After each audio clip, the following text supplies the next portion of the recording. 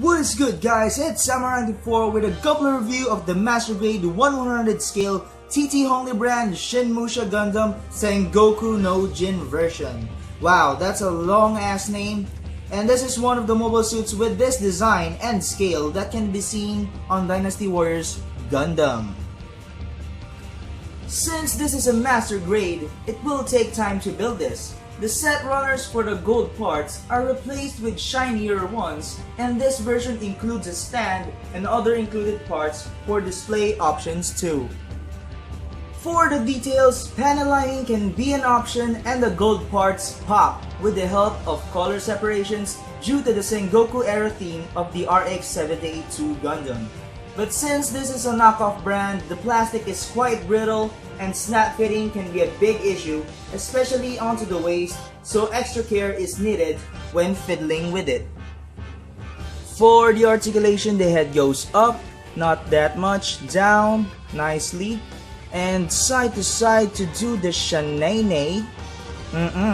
Can do no master grades onto that also. Anyway, you can do the chicken neck also, and of course rotation 360. It doesn't really hinder that much onto the articulation onto the head, even though it has a big helmet there.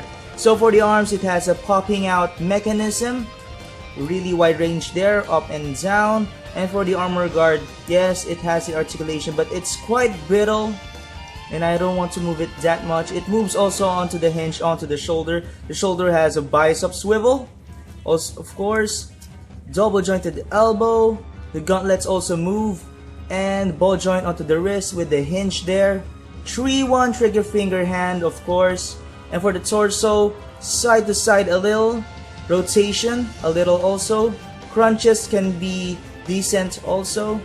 And for the waist skirt, there is a nice joint here, 4 separate parts here that can go swivel like that, up and down. But if you move it too much, it's kinda getting tight a little bit. So for the side skirt, it can go up like that, nothing too much, and the back skirt can move that far. For the leg, can go forward that far, back that far, maybe too far, farther than the forward, and out some since it's on a ball joint. Let me focus it a little there. And can have swivels too, and since this is a knockoff brand, the joint here which helps it on making the legs go forward for kneeling poses doesn't really move that much. So yeah, for the swivel here, and very nice double jointed knee, and you can see the pistons going out there for the inner frame. And the foot and the ankles can have a little bit of disappointment because it doesn't really move that much. Really minimal ankle rockers. The foot can go up only maybe nothing, and down that much only, and the toe doesn't really help that much. Articulation wise, because of the armor onto the whole model kit, it hinders almost every joint, mainly on the ankles and feet, so posing this on the ground can be a big issue. Since the aesthetics and the articulation is done, let's talk about its awesome accessories.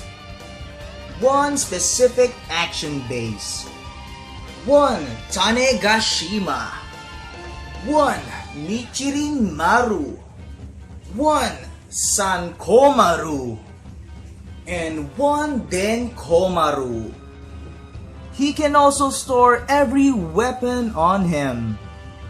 But what's the use of the Sengoku no JIN version if you're not displaying it like this?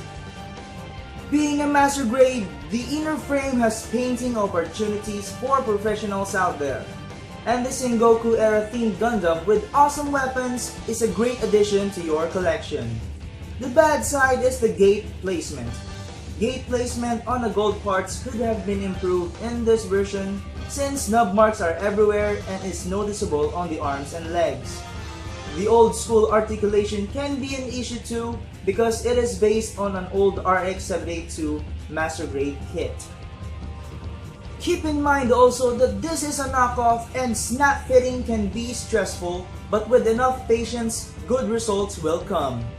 But if you want the Bandai version, go get it if you want.